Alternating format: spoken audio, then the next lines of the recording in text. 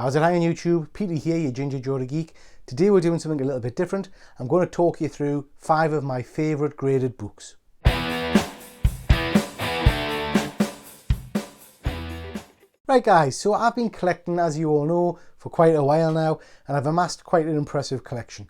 I do have a lot of graded books, and I have an awful lot of raw books, and I also have an awful lot of graphic novels that I like to read and original artwork.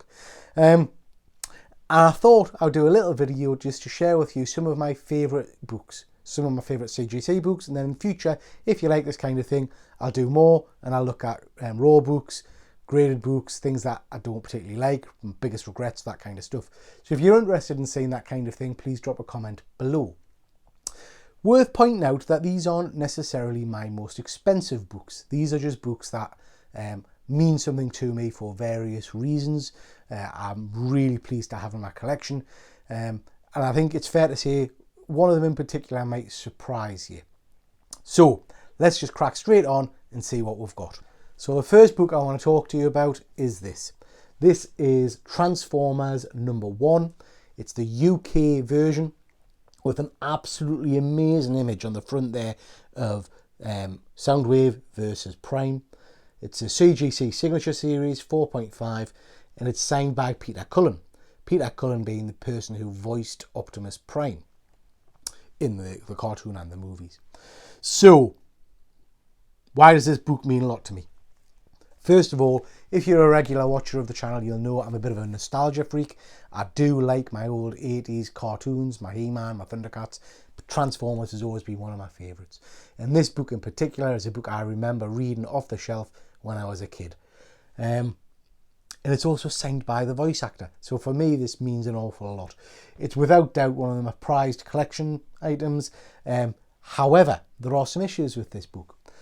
When I purchased this from America, it did unfortunately arrive with a nasty cracked case and damage down to the side here. So that's a bit of a bummer. These books in this format take about a year to come back, I think. So at some point, I will send this to be reholded. But at the moment, it's not leaving my possession.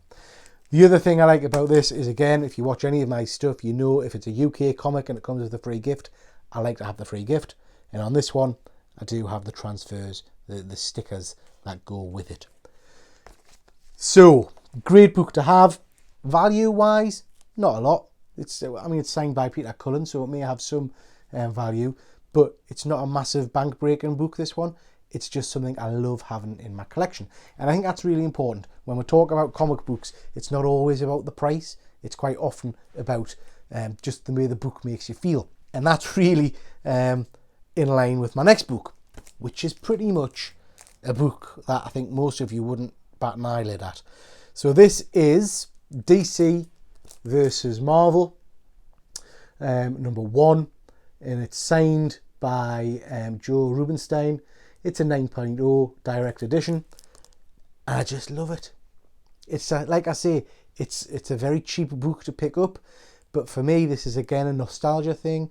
I've got really good memories of the whole DC versus Marvel competitiveness that went on for many years, which accumulated in this tremendous series. It's a great read. I don't necessarily agree with all the outcomes of the battles, but this to me is my kind of heyday of collecting. This is around the time when I really got into comics and fell in love with the characters.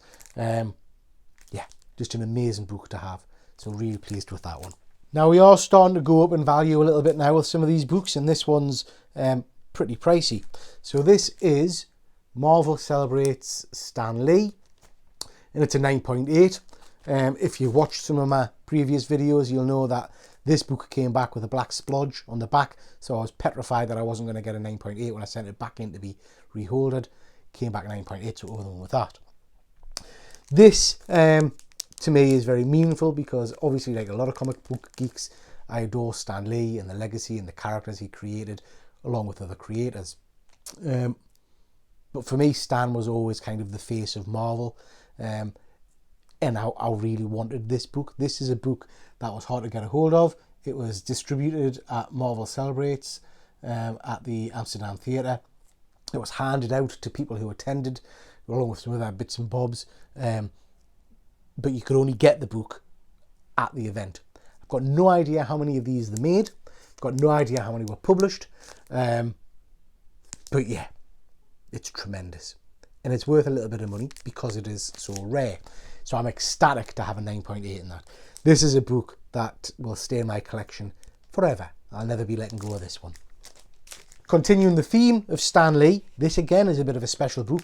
Price-wise, I haven't got a clue. I know what I paid for it, but it's a one-off, completely unique item, so I don't even know how I'd go about valuing it. If you've got any clue, please let us know in the comments.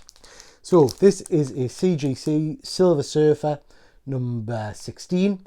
It's an 8.0, which is quite a good grade for this book, and it's signed on the surfboard by Stanley.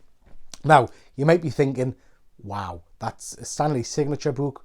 That's great, but it's nothing special. Particularly that issue. There's nothing exciting happens really in that particular issue other than having a tremendous Mephisto cover. Well, this is a Stanley file copy.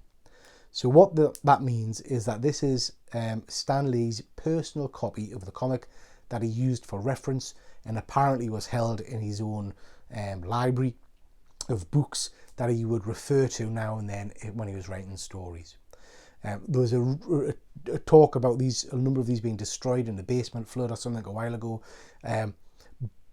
But this is a one-off, only copy in existence of Stanley's personal file copy, signed by Stan the Man himself. And I love it. I love the idea of owning something that he potentially handled and used and owned. So for me, this is really special. No idea, like I say, about value, about really the history of these. So if anybody knows, please stick something in the comments below. I'd be really interested for your views on this book. Last but not least is the prize of my collection, because as you all know, I am a massive Thor fan, and that is Journey into Mystery 83. Never in my wildest dreams did I think I would own a copy of this book, so I'm absolutely ecstatic to be holding it in my hand at the moment. This is the accumulation of a lifetime's collecting for me of searching for this book. It's a 1.5. It's not the best grade, I'm going to be honest with you, and I can't remember if I did a video about the story behind this or not, but I purchased this book and it was raw, sent it off to be graded, and it came back as a CGC conserved grade, which at the time I'd never even heard of. I'd never seen a grey bar. Didn't know anything about that. Basically, what it's saying is that at some point they believe the staples may have either been cleaned or removed. So that was a bit of a bitter blow to take. However, I accept it. It's still the first ever appearance of my favourite character, Thor, the God of Thunder. And it's a pricey book. So this is without doubt a book that I'll never have the opportunity to buy again because the prices have gone mental. So I'm over the moon to have it in my collection. And it's just a stunner. I mean, it's a stunning cover. It has got some issues. It's got lots of damage. It's got a chip out the top there, but it's a 1.5. So, you know, I'm happy with that. Okie dokie, ladies and gents. So that's your whack. That's just a very quick whistle stop of 5 of my favourite books.